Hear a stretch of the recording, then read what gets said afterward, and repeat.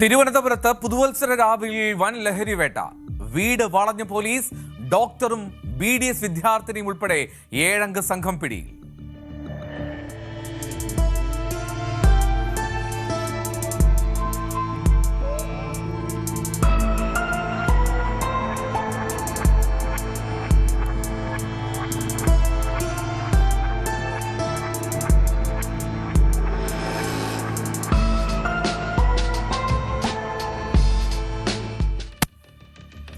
തിരുവനന്തപുരം കണിയാപുരത്ത് നിന്ന് കണ്ട ദൃശ്യങ്ങളാണ് അത്.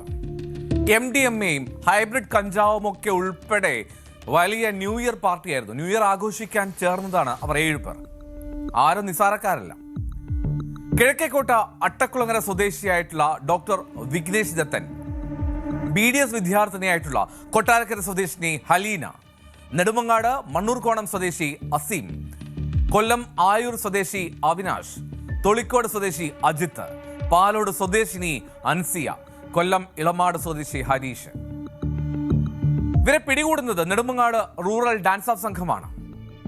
കണിയാപുരത്തെ തോപ്പിൽ ഭാഗത്തെ വാടക വീട്ടിലാണ് ഇവർ ഈ ലഹരി മരുന്നുമായി ഒത്തുകൂടിയത്. പ്രതികളിൽ വിഘ്നേഷ് ദത്തൻ, അദ്ദേഹം സ്വകാര്യ ആശുപത്രിയിലെ MBBS ഡോക്ടറാണ്. ഹലീന BDS വിദ്യാർത്ഥിനിയും. അവിനാഷ് എന്ന യുവാവ് IT ജീവനക്കാരനാണ്. അസിം, അജിത്, അൻസിയ, ഈ 3 പേരാണ് ലഹരി ബന്ധമുള്ള മറ്റുള്ള ആളുകൾ. അവർ നേരത്തെയും നിരവധി കേസുകളിൽ പ്രതികളായിരുന്നുവെന്നാണ് ഡാൻസ് ഓഫ് സംഘം പറയുന്നത്. ഇവർ 3 പേരും ബംഗളൂരുവിൽ നിന്ന് ലഹരി മരുന്ന് എത്തിച്ച് പ്രൊഫഷണൽ വിദ്യാർത്ഥികൾക്കും ഡോക്ടർമാർക്കും ഉൾപ്പെടെ വിതരണം ചെയ്യാറുണ്ട് എന്നാണ് പോലീസിന്റെ ഭാഷ്യം. കഴിഞ്ഞ ദിവസം രാത്രി അസീമിന്റെ നേതൃത്വത്തിലുള്ള ഒരു സംഘം കാറിൽ പോകുകയായിരുന്നു. ഇതിനിടെ പോലീസ് പിടികൂടാൻ ഒരു ശ്രമം നടത്തി. പക്ഷെ അവർ ചെയ്തതെന്നോ, ഇവർ പോലീസ് ജീപ്പിൽ കാർ ഇടിപ്പിച്ച ശേഷം രക്ഷപ്പെട്ടു കളഞ്ഞു. അങ്ങനെയാണ് പോലീസ് ഇവർക്ക് പിന്നാലെ കൂടിയത്. തുടർന്ന് പോലീസിന് ഒരു കാര്യം വ്യക്തമായി, ഇവർ കണിയാപുരം ഭാഗത്തെ ഒരു വീട്ടിൽ ഉണ്ട് എന്ന്. അങ്ങനെ ഒരു വിവരം ലഭിക്കുകയാണ്. ഇതേ തുടർന്ന് ആ വീട് വളഞ്ഞു പോലീസ്. പ്രതികളിൽ നിന്ന് 4 ഗ്രാം MDMA ആണ് പിടികൂടിയത്. മാത്രമല്ല 1 ഗ്രാം ഹൈബ്രിഡ് കഞ്ചാവ്, 100 ഗ്രാം സാധാരണ കഞ്ചാവ്, ഇതൊക്കെ ഉണ്ടായിരുന്നു അവരുടെ കയ്യിൽ. ഹൈബ്രിഡ് കഞ്ചാവിന് ഏതാണ്ട് ഗ്രാമിന് 3000 രൂപയോളമാണ് വില.